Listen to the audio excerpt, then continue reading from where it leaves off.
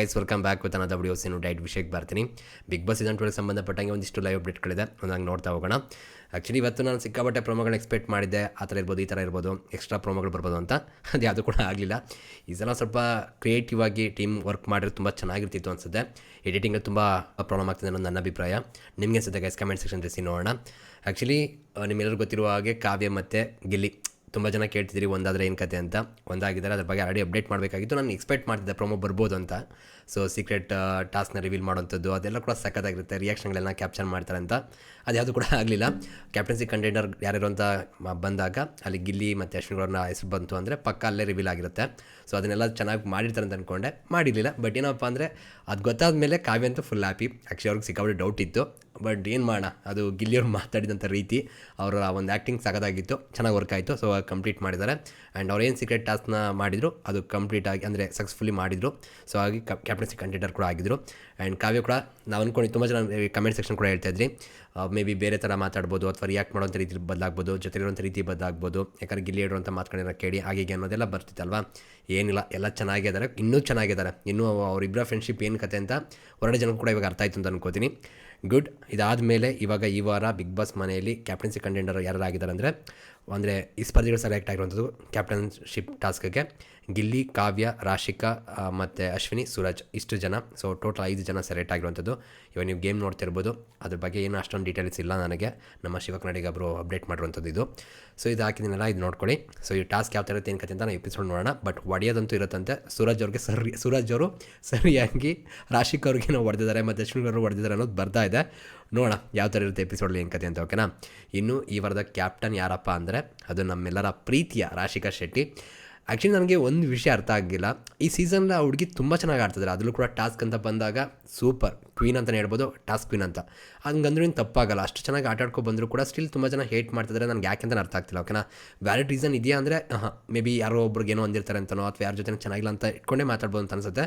ಅದನ್ನು ಬಿಡಿ ಗೈಸ್, ಬೇಡ. ಯಾಕಂದರೆ ಎಫರ್ಟ್ ಆಗ್ತಿದ್ದಾರೆ. ನಿಜ ಹೇಳಬೇಕು ಅಂದರೆ ನನಗೆ ಎಷ್ಟು ಖುಷಿ ಆಯಿತು ಅಂದರೆ ಅವ್ರು ಕ್ಯಾಪ್ಟನ್ ಆಗಿರುವಂಥದ್ದು. ಬಿಕಾಸ್ ನಾನು ಪ್ರತಿ ಸಲ ಹೇಳ್ಕೊಂಬಂದಿದ್ದೀನಿ ತುಂಬ ಸಲ, ಓಕೆನಾ. ತುಂಬ ಎಫರ್ಟ್ ಆಗ್ತಿದ್ದಾರೆ. ಆ್ಯಂಡ್ ಗೇಮರ್ ಇದೆಲ್ಲ ಸಕ್ಸಸ್ಫುಲ್ ಕೂಡ ಆಗ್ತಾರೆ, ಅಂದರೆ ಟಾಸ್ಕ್ ಆಡ್ತಾರೆ, ವಿನ್ ಕೂಡ ಆಗ್ತಾರೆ, ಓಕೆನಾ. ಇದಾದಮೇಲೆ ಯಾರೋ ಒಬ್ಬರು ಏನೋ ಸೆಲೆಕ್ಟ್ ಮಾಡೋ ರೀತಿ ಬರುತ್ತೆ. ಪ್ರತಿ ಸಲ ಇದೇ ರೀತಿ ಬ್ಯಾಡ್ ಲಕ್ ಅಂತಲೇ ಹೇಳ್ಬೋದು. ಗಿಲ್ಲಿ ಒಂದು ಸಲ ಮಾಡ್ತಾರೆ, ಇನ್ನೊಂದು ಸಲ ಟೀಮ್ದೇನೋ ಒಂದು ಆಗುತ್ತೆ, ಅದರಲ್ಲೂ ಕೂಡ ಹೋಗೋಕ್ಕಾಗಲ್ಲ, ಟಾಸ್ಕಿಂದ ಆಚೆ ಕೂಡ ಹೋಗ್ತಾರೆ. ಇದೇ ಥರ ಆಗ್ತಾನೆ ಬರ್ತಾಯಿತ್ತು. ಎಲ್ಲ ಒಂದು ಕಡೆ ಅಷ್ಟು ಕಷ್ಟಪಟ್ಟು ಕೂಡ ರಿವಾರ್ಡೇ ಬರ್ತೀವಲ್ಲ ಗುರು ಅಂತ ಅನಿಸಿದ್ದು. ಬಟ್ ಕಂಟಿನ್ಯೂಸ್ ಆಗಿ ಒಂದು ಎಫರ್ಟ್ ಆಗ್ತಾರೆ. ನಮ್ಮದು ಶ್ರಮ ಇತ್ತು ಅಂದರೆ ಭಗವಂತ ಯಾವುದೋ ಒಂದು ದಿನ ನಮಗೆ ತಗೋಪ್ಪ ನೀನು ಡಿಸರ್ವ್ ಇದೆ ಮುಟ್ಟು ಕೊಡ್ತಾರೆ ಅಂತಾರಲ್ಲ, ಆ ರೀತಿ ಆಯಿತು ಅಂತ ಅನಿಸ್ತು. ಖುಷಿ ಆಯಿತು ನನಗಂತೂ.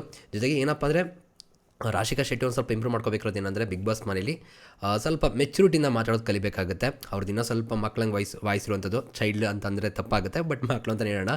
ಅದೊಂದು ಸ್ವಲ್ಪ ಸರಿ ಮಾಡಿಕೊಂಡ್ರೆ ಐ ಥಿಂಕ್ ತುಂಬ ಒಳ್ಳೆಯದಾಗುತ್ತೆ. ಕೆಲವೊಂದು ಸಿಚುವೇಷನಲ್ಲಿ ಹ್ಯಾಂಡಲ್ ಮಾಡೋ ರೀತಿ ಬೆಟರ್ ಆಗಬೇಕು ಅನ್ನೋದು ಬಿಟ್ಟರೆ ಇನ್ನೇನು ತಪ್ಪಿಲ್ಲ ಅಂತ ಅನ್ಕೋತೀನಿ. ನೋಡೋಣ ಮುಂದಿನ ದಿನಗಳಲ್ಲಿ ಆಗ್ಬೋದು, ಯಾಕಂದರೆ ಕಲಿಯೋದು ತುಂಬ ಇರುತ್ತೆ ಅಲ್ವ ಜೀವನದಲ್ಲಿ, ಕಲಿತಾರೆ ಅಂತ ಅಂದ್ಕೋಣ. ಒಳ್ಳೆಯದಾಗಲಿ. ಐ ಥಿಂಕ್ ಎಲ್ಲರೂ ಕೂಡ ಖುಷಿಯಾಗಿರ್ತೀರ ಅಂತ ಅನ್ಕೋತೀನಿ. ಆ್ಯಂಡ್ ತುಂಬ ಜನಕ್ಕೆ ಗೊತ್ತಿರುತ್ತೆ, ಈಗ ಅಲ್ಲಿ ಗಿಲ್ಲಿ ಇದ್ದರು, ಕಾವ್ಯ ಇದ್ದರು, ಆಮೇಲೆ ಗಿಲ್ಲಿ ಕಾವ್ಯ ಇದ್ದರು, ಮತ್ತು ಅಶ್ವಿನಿ ಮತ್ತು ಸೂರಜ್ ಇದ್ದರು. ಅಶ್ವಿನಿಗಳು ಯಾರು ಎಷ್ಟು ಜನ ಆಗಬೇಕು ಅಂತ ಅಂದ್ಕೊಂಡ್ರು, ಸೂರಜನ ಎಷ್ಟು ಜನ ಆಗಬೇಕು ಅಂತ ಗೊತ್ತಿಲ್ಲ. ಬಟ್ ಕಾವ್ಯ ಎಲ್ಲ ಗಿಲ್ಲಿ ಅಂತೂ ಆಗಬೇಕು ಅಂತ ತುಂಬ ಜನ ಅಂದ್ಕೊಂಡಿರ್ತೀರ, ಬಟ್ ಗಿಲ್ಲಿ ಆಗಿಲ್ಲ. ಇಟ್ಸ್ ಓಕೆ, ನೆಕ್ಸ್ಟ್ ಚಾನ್ಸ್ ಸಿಗುತ್ತೆ. ಆ್ಯಂಡ್ ಗಿಲ್ಲಿ ಟಾರ್ಗೆಟ್ ಉತ್ತಮ ತಗೊಳ್ಳೋದಾಗ್ಬೋದು ಅಥವಾ ಕ್ಯಾಪ್ಟನ್ ಆಗಬೇಕು ಅನ್ನೋದಲ್ಲ, ಅವರ ಗುರಿ ಬೇರೆ ಕಡೆ ಎಲ್ಲೋ ಇದೆ. ಅದಂತೂ ಪಕ್ಕ ಅಚೀವ್ ಮಾಡ್ತಾರೆ, ತಯಾರಿಸ್ಕೊಬೇಡ್ರಿ, ಓಕೆನಾ. ಇದಾದಮೇಲೆ ನೆಕ್ಸ್ಟು ಇನ್ನೊಂದೇನಪ್ಪ ಅಂದರೆ ಒಂದು ಸ್ಪಾನ್ಸರ್ಶಿಪ್ದು ಒಂದು ಟಾಸ್ಕ್ನ ಕೊಟ್ಟಿದ್ದಾರೆ. ಆ್ಯಕ್ಚುಲಿ ಒಂದು ಬೇಜಾರಾಗ್ತಿರೋದೇನೆಂದರೆ ಈ ಸೀಸನಲ್ಲಿ ಅತಿ ಹೆಚ್ಚು ಸ್ಪಾನ್ಸರ್ಶಿಪ್ದೇ ಟಾಸ್ಕ್ಗಳು ನಡೀತಾ ಇದೆ.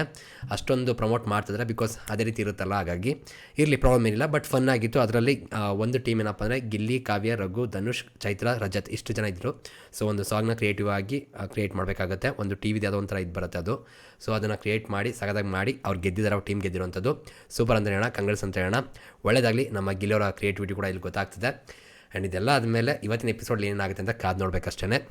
ಒಟ್ಟಿನಲ್ಲಿ ಇವತ್ತಿನ ಎಪಿಸೋಡ್ ಚೆನ್ನಾಗಿರುತ್ತೆ ಅನ್ಕೋತೀನಿ. ಎಡಿಟ್ ಮಾಡೋದ್ಮೇಲೆ ಡಿಪೆಂಡ್ ಆಗುತ್ತೆ ಅಷ್ಟೇ. ನೋಡೋಣ ಏನಾಗುತ್ತೆ ಏನು ಕತೆ ಅಂತ. ಎಲ್ಲರಿಗೂ ಒಳ್ಳೆಯದಾಗಲಿ. ಆ್ಯಂಡ್ ಕಳಪೆ ಮತ್ತು ಉತ್ತಮ ಇಲ್ಲ ಅಂತ ಅನ್ಕೋತೀನಿ, ಯಾಕಂದರೆ ವಿಲನ್ ಕತೆ ಮುಗ್ದೋಗಿದೆ. ಸೊ ನೋಡೋಣ ಮುಂದೆ ಏನಾಗುತ್ತೆ ಏನು ಕತೆ ಅಂತ, ಓಕೆನಾ. ಸಿಗೋಣ ಗೈಸ್, ಮತ್ತೆ thank you guys, love you guys, bye.